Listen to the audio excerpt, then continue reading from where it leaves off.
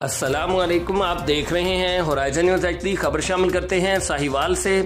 DPO Sahiwal Mohammad Usman Tipu का रात गए थाना गाजियाबाद और थाना उकामावाला बंगला का सरप्राइज विजिट।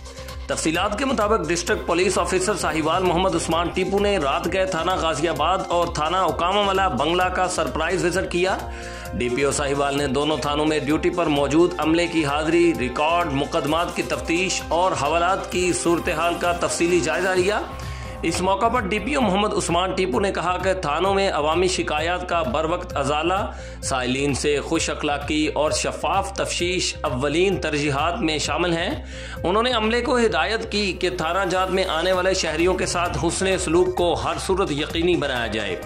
डीपीओ साहिवाल ने सफाई सुथराई, असला रिकॉर्ड, क्राइम मैप और ड्यूटी रोस्टर का भी मुआयना किया और बेहतरी के लिए ज़रूरी हिदायत जारी की। उन्होंने वाज़ेह किया कि थानों की अचानक चेकिंग का मकसद पुलिस कारकर्दगी को मज़ीद बेहतर और अवाम दोस्त बनाना है। तर्जमान साहिवाल पुलिस।